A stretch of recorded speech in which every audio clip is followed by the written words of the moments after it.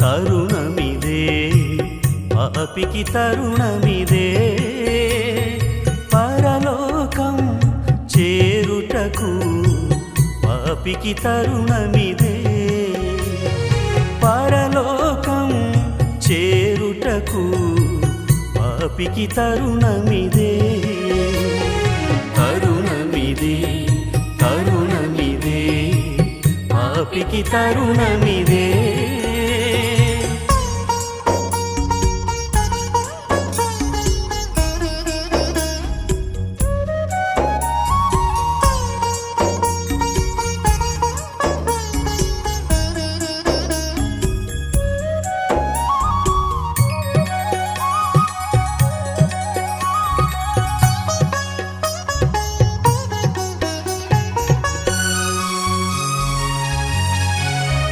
నీ ఆయువును ఆలోచించుము నీ బ్రతుకును ఆలోచించుము నీ ఆయువును ఆలోచించుము నీ బ్రతుకును ఆలోచించుము నీ పాప ఫలితమెప్పుడు బహు భయంకర నరకమయా నీ పాప ఫలితమెప్పుడు బహు భయంకర నరకమయా తరుణమిదే తరుణమిదే పాపికి తరుణమిదే పరలోకం చేరుటకు పాపికి తరుణమిదే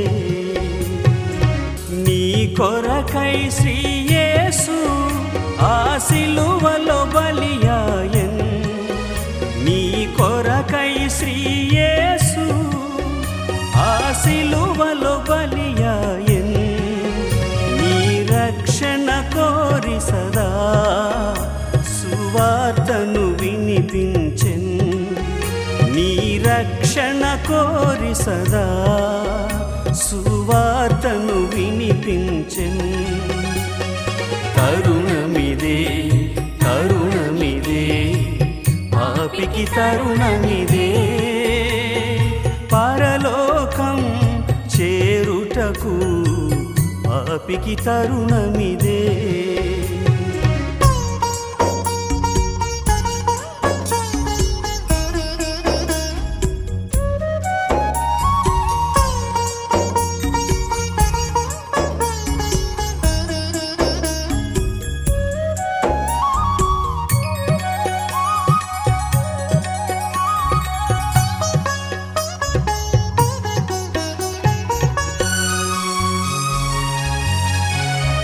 ప్రభు యేసుని రక్తములో పరిశుద్ధుడవై ధరలో ప్రభు యేసుని రక్తములో పరిశుద్ధుడవై ధరలో పరమానందమునందన్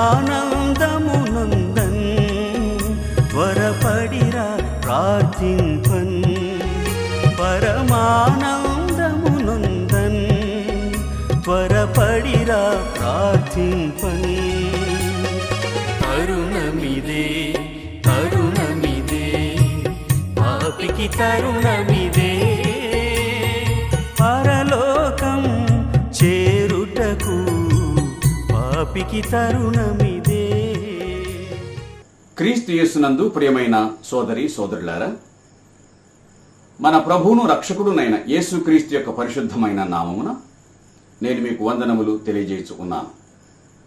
దైవ గ్రంథములో నుండి అపోస్తులైన పౌలు కొరింథీయులకు వ్రాసిన 2వ పత్రికను మనం అధ్యయనం చేస్తూ ఉన్నాం. అందులో భాగంగా 11వ అధ్యాయంలో మనం ఉన్నాం. పౌలు కొరింథీయులకు వ్రాసిన ఈ పత్రికలో ఈ 11వ అధ్యాయం ఆఖరి భాగంలో కొరింథీయుల యొక్క తప్పిదమును ఖండిస్తూ వారు శరీర విషయంలో దొంగ అపోస్తలులను చూచి మోసపోయిన విధమును ఖండిస్తూ పౌలు అనేక సంగతులను ప్రస్తావించాడు. మీరు రిసీవ్ చేసుకున్న ఆ దొంగ అపోస్తలులకు క్రీస్తు పరిచారకులమని పేరు పెట్టుకున్న వారికి ఏవైనా అర్హతలు ఉన్నాయంటారా? వారు శరీర విషయంలో ప్రయాసపడుతూ మీకేవో కథలు చెబుతున్నారు. వారు హెబ్రీయులా? అయితే నేను హెబ్రీయుడను. వారు క్రీస్తు పరిచారకులా? నేను క్రీస్తు పరిచారకుడని. నేను మరి విశేషముగా ప్రయాసపడితిని అని అన్నాడు. అందులో భాగంగా ఆయన చెప్పిన సంగతులను ధ్యానం చేస్తూ ఉన్నాం. ఆయన ప్రయాసపడ్డాడు. అనేక పర్యాయములు చెరసాల్లో ఉన్నాడు. చెరసాల్లో ఉండి ఉత్తరాలు కూడా వ్రాశాడు. కనుక దేవుని దాసుడు అపరిమితంగా ఆయన ప్రభు కోసం ప్రయాసపడ్డాడు. చెరసాల్లో ఉన్నాడు. చెరసాల్లోనే తన జీవితాన్ని ముగించుకున్నాడు. వారట్టివారు కాదు. వారెన్నడూ దెబ్బలు తిన్నవారు కాదు. దేవుని పనికై ప్రయాసపడిన వారు కాదు. ప్రయాసపడినట్టుగా కనిపించారు. దేవుని పని నిమిత్తమై దెబ్బలు తిన్నవారు కాదు. దేవుని పని నిమిత్తమై చెరసాల్లో ఉన్నవారు కాదు. ప్రభు నిమిత్తం పౌలు ఈ బాధను అనుభవించలేదు అంటూ అన్నింటినీ ఆయన తన శరీరమందు అనుభవించాడు. మీరు శరీర అర్హతలే గనక కోరుకుంటే అవన్నీ నాకు పుష్కలంగా కనిపిస్తున్నాయి అని కొరింథీయులతో ఆయన మాట్లాడుచూ ఉన్నాడు. యూదుల చేత 5 మార్లు ఒకటి తక్కువ 40 దెబ్బలు తింటిని. 5 మారులు, వాస్తవానికి 40 దెబ్బలు వారు కొడతారు.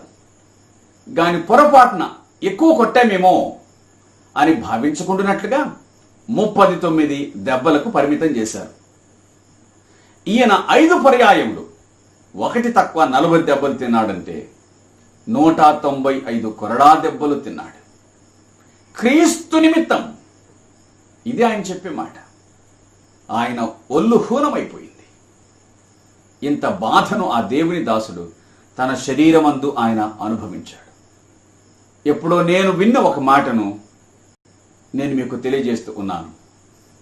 రహస్యంగా సంఘము వారు కూడుకొనినప్పుడు వారికి ఎవరైనా సరే దేవుని వాక్యాన్ని చెప్పాలి అంటే సుఖంగా జీవించిన వారు చెప్పడానికి వీల్లేదట. వారికి ఎవరైనా దేవుని సేవకుడు పంపించబడితే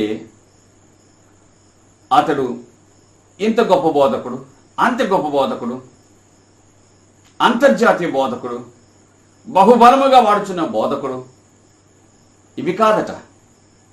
శ్రమపడుచున్న సంఘమునకు బోధించాలి అంటే శ్రమపడిన సేవకుడే కావాలట. అందుకే ఆ బోధకునికుండే అర్హత ఏమిటంటే వారు అతని చొక్కాను విప్పి అతని దేహమందు ఎన్ని దెబ్బలు ఉన్నాయో చూస్తారట. అతడు దెబ్బలు తినిన వాడైతేనే, ఆ గాయముల గుర్తులు కలిగిన వాడైతేనే బోధించడానికి అర్హుడట. అది వారి క్వాలిఫికేషన్, అది వారి అర్హత. పౌలు చొక్కా విప్పి చూస్తే 195 కొరడా దెబ్బలు కనిపించవా? వాటి గాయం తాలూకు అతని దేహం మీద కనిపించదా? ఇలాగున అంటాడు ఇంకా ఆయన, నేను అపరిమితముగా దెబ్బలు తింటిని, అనేక మార్లు ప్రాణాపాయములో ఉంటిని.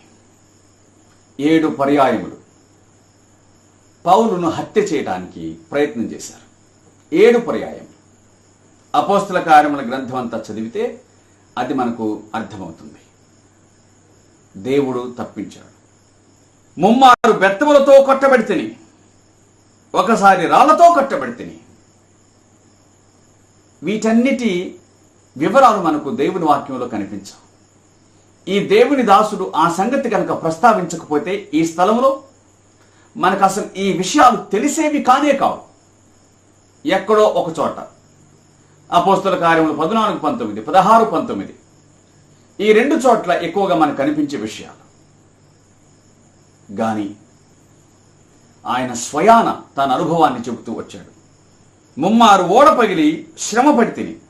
అపోస్తల కార్యముల గ్రంథం 27వ అధ్యాయం 27 నుంచి 44 వచనం దాకా ఈ సంగతులు కనిపిస్తాయి. ఒక రాత్రి పగలు సముద్రంలో గడిపితిని. అనేక పర్యాయములు ప్రయాణములోను, నదుల వలనైన ఆపదల్లోను, దొంగల వలనైన ఆపదల్లోను, నా స్వజనుల వలనైన ఆపదల్లోను, అన్యజనుల వలనైన ఆపదల్లోను, పట్టణంలో ఆపదలోను, అరణ్యంలో ఆపదలోను, సముద్రంలో ఆపదలోను, కపట సహోదర వలన ఆపదలో ఉంటిని అని అన్నాడు. అంతటా ఆపదే, ఇప్పుడు అంతటా సంపదే. ప్రతి చోట ఆపదను అనుభవించిన వాడు ఈ దైవజనుడు. అంటే ఎక్కడ సుఖం లేదు, నిద్ర సుఖం లేదు, ప్రయాణ సుఖం లేదు, భోజన సుఖం లేదు, ఏమీ లేదు, వస్త్ర సుఖం లేదు. ఒక మనిషికి అవసరమైన సాధారణ వస్తువులు కూడా అనుభవించినటువంటి వాడు పౌలు. ఇక మీదట జీవించువాడను నేను కాను, క్రీస్తు నా యందు జీవించుతున్నాడు అని అన్నాడు. కాబట్టి తన జీవితాన్ని క్రీస్తుకు అంకితం చేశాడు.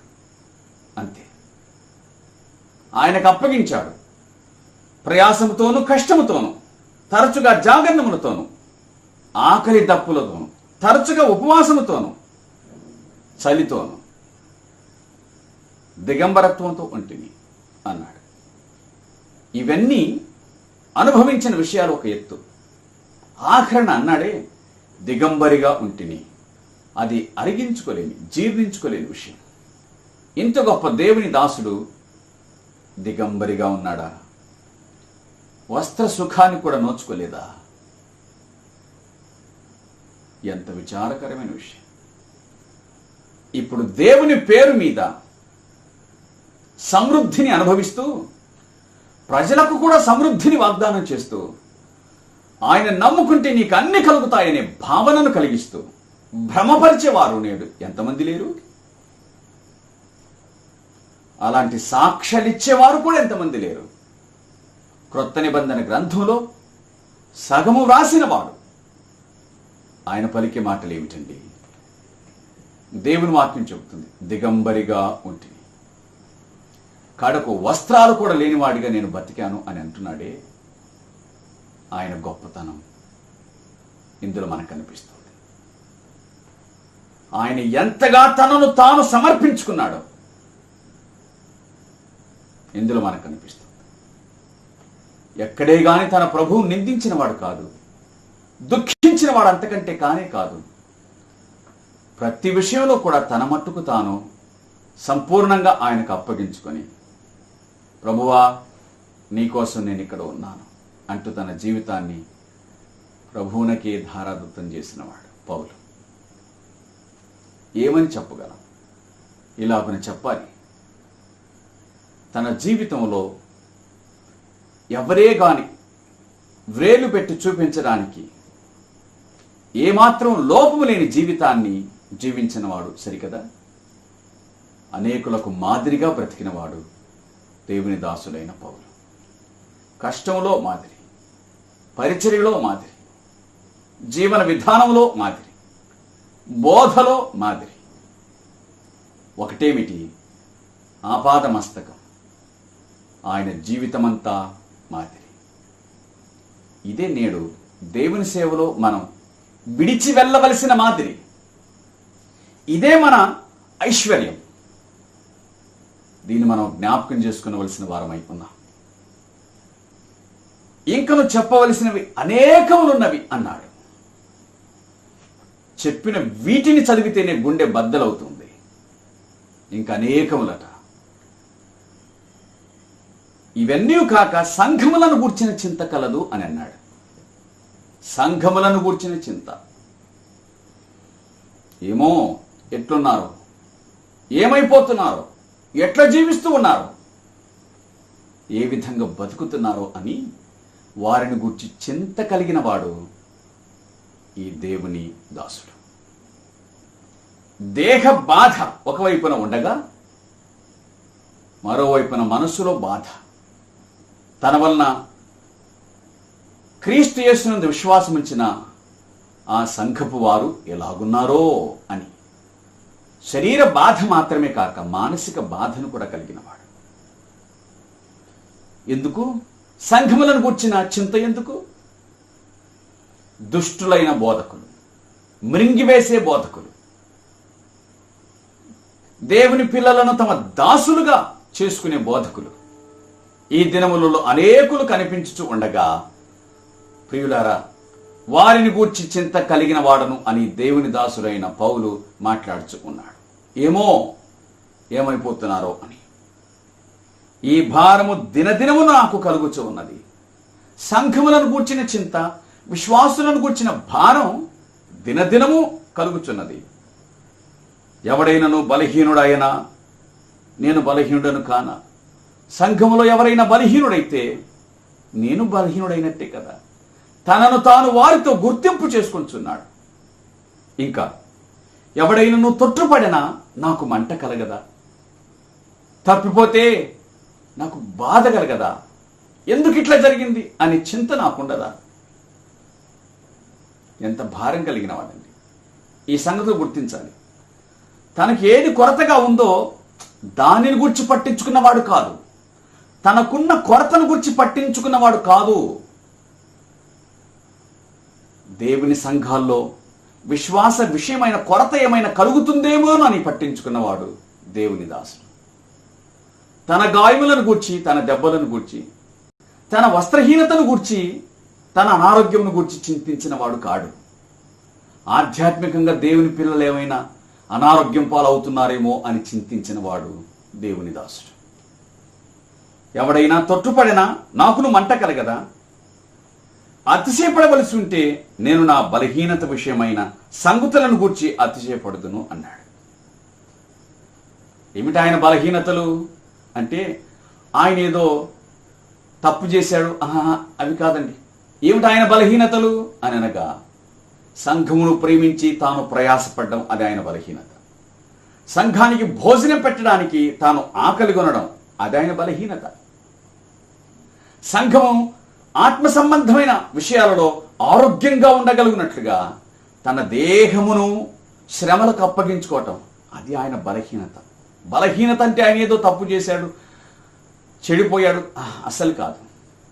ఇది ఆయన బలహీనత. తన ప్రజల కోసం తాను ప్రయాసపడడం అది ఆయన బలహీనత అని ఆయన మాట్లాడుచుకున్నాడు. ఇంకా నేను అబద్ధమాడుటలేదని నిరంతరము స్తుతింపబడుచున్న మన ప్రభువుకు యేసుక్రీస్తు యొక్క తండ్రి అయిన దేవుడు ఎరుగును.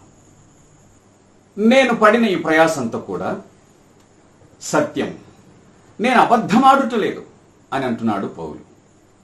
ప్రియులారా, ఎందుకు ఆయన ఈ మాట చెబుతున్నాడు?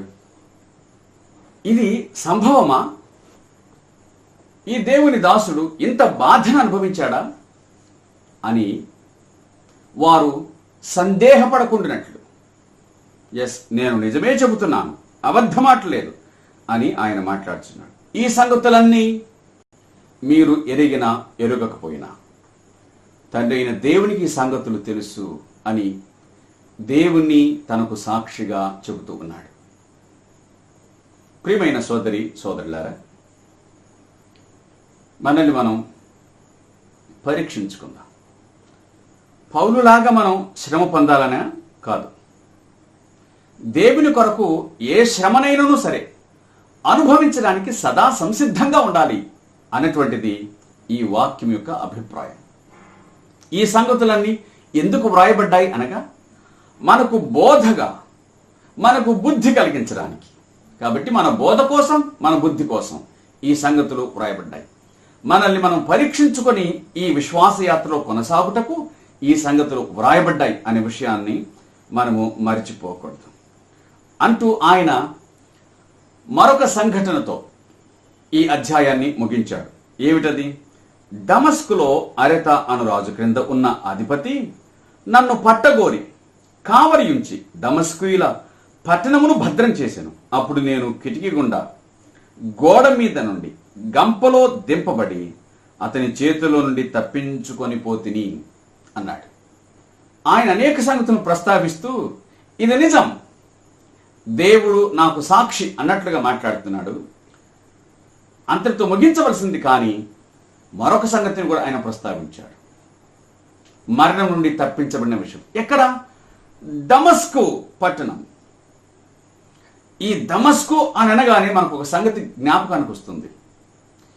ఏ పట్టణములోనైతే పౌలు దేవుని పిల్లలను చెరపట్టి చెరసాల్లో వేయడానికి తీసుకొని వచ్చుటకు ప్రయాణమై వెళ్తూ ఉన్నాడో, ఆ మార్గ మధ్యంలో అతడు ప్రభు చేత పట్టబడ్డాడు. ఆ దమస్కులో తాను సాక్షిగా ఉన్నాడు. యేసే క్రీస్తుని ప్రకటించడం ప్రారంభం చేశాడు. ఆ పట్టణములో తాను మరణించవలసి ఉంది. ఎందుకంటే దమస్కులో అరేతోను రాజు కింద ఉన్న అధిపతి అన్నాడు. కాబట్టి రోమీయులు ఆయనను చంపగోరారు, యూదులు ఆయనను చంపగోరారు.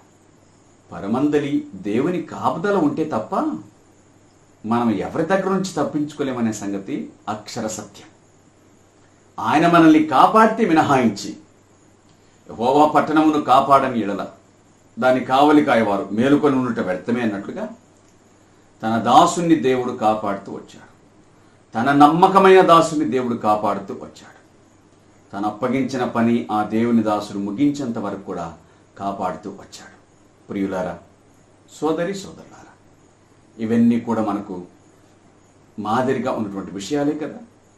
ఇవన్నీ దేవుని దాసు నుంచి మనం నేర్చుకోవలసిన సంగతులే కదా. కాబట్టి మనల్ని మనం పరీక్షించుకుందాం, ప్రభువునకు అప్పగించుకుందాం. విశ్వాసులైతే దేవుని దాసుని పట్ల కావలసిన శ్రద్ధను కనబరిచి దేవుని దాసునికి సహకరించుట ఇది అవసరం అనే సంగతిని మర్చిపోకండి. అలాగే సేవకులైతే ప్రభు ఏ విధంగా పరిచర్య చేశాడు, అపోస్తలు ఏ విధంగా పరిచర్య చేశాడు, అట్లాగే దేవుని దాసులైన పౌలు ఏ విధంగా పరిచర్య చేశాడో ఆ విధంగా మనం కూడా పరిచర్య చేయబద్ధులమై ఉన్నాం అనే సంగతిని జ్ఞాపకానికి తెచ్చుకుందాం. దేవుని పేరును మాత్రమే మోస్తూ ఆయనకు విరుద్ధంగా బతకడం కంటే మించిన అవమానం మరొకటి లేదని మనము గుర్తుంచుకోవాలి. ఆయన మనలను చూసి బలా నమ్మకమైన దాసుడా అని అనగలిగితే అంతకంటే మించింది లేదు. ప్రియులారా, ఈ లోకమును విడిచినప్పుడు విశ్వాసులమైన సేవకులమైన సంతృప్తితో, అవును నేను దేవుని కొరకు బ్రతికాను, నేను ప్రయాసపడ్డాను, నా జీవితంలో నమ్మకత్వాన్ని నేను పోగొట్టుకోలేదు, నేను కాపాడుకొనగలిగాను అని మన జీవితాన్ని సంతృప్తిగా ఈ లోకంలో ముగించగలిగితే అంతకంటే మించిన భాగ్యం మరొకటి లేదు. అలాగున ఈ దేవుని దాసుడైన పౌలు సహా తన జీవితాన్ని ముగించగలిగాడు. నేను మంచి పోరాటం పోరాడాను, నా విశ్వాసమును నేను కాపాడుకున్నాను, నా పరుగును కడముట్టించాను అని ఆయన అన్నాడు. ఆ మాటలు చెప్పి తనను తాను లోకాన్ని విడిచి ప్రభు సన్నిధికి చేరాడు.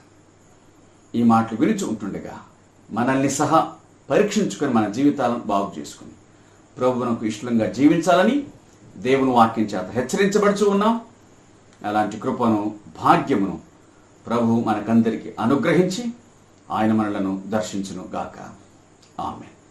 ప్రార్థన చేద్దాం. సర్వకృపానిధియు మిక్కిలి కనికరమును అత్యంత దయ జాలి కలిగిన మా పరలోకపు తండ్రి, పరిశుద్ధమైన మీ నామమునకు మా హృదయపూర్వకమైన కృతజ్ఞతాస్తుతులు స్తోత్రములను చెల్లించుకొనుచు ఉన్నాం. మేము ఏ విధంగా జీవించవలనో, సంఘముగా ఎట్టి ప్రవర్తనను కలిగి ఉండవలనో ఆ సంగతులు మా దృష్టికి తెచ్చినందుకై స్తోత్రాలు.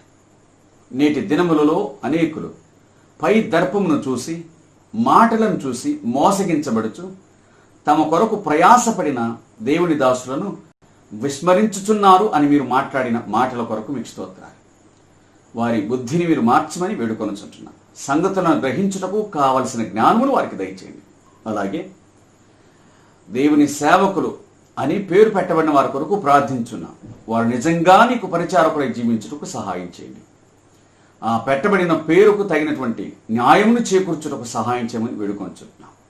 కావలసిన ప్రయాస, నమ్మకత్వం, విశ్వసనీయత ఇవన్నీ కలిగి జీవించుటకు మీ దాసులను మీరు ప్రేరేపించమని వేడుకొంచున్నాం. మా మనవులను ఆలకించి అంగీకరించండి. మెట్టుకు మీ వాక్యాన్ని వినుచున్న ప్రతి ఒక్కరిని కూడా దర్శించి మీ వాక్యం చేతనే వారిని ఆదరించి మహిమను పొందుమని వేడుకొనొచ్చు. కృప కలిగిన మీ హస్తాలకు మమ్మల్ని అందరినీ అప్పజెప్పుకొనొచ్చు. గత 6 నెలలుగా మీరు మమ్మల్ని కాచిన కాపుదల కొరకై మిమ్మల్ని స్తుతించి కొనియాడచ్చు. మా ముందున్న ఈ సంవత్సరంలో మరో 6 నెలలుగా మమ్మల్ని మేము మీ చేతికి అప్పగించుకోవచ్చు. మీరే మమ్మను సంరక్షించి కాపాడి బలపరచుమని అడుగుచు మా రక్షకుడు ప్రియుడు యేసుక్రీస్తు యొక్క పరిశుద్ధమైన నామమున ప్రార్థించి వినయంతో వేడుకొనుచున్నాము తండ్రి. ఆమేన్. ఆమేన్.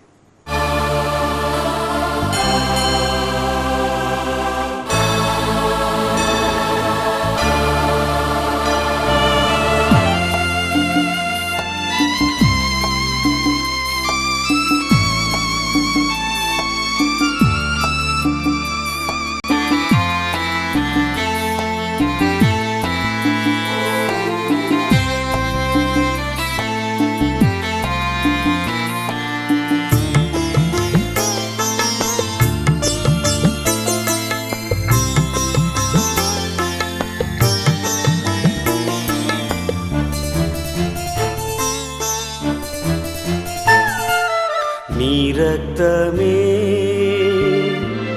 నీ రక్తమే నన్ను శుద్ధీకరించు నీ రక్తమే నా బలం నీ రక్తమే నన్ను శుద్ధీకరించు నీ రక్తమే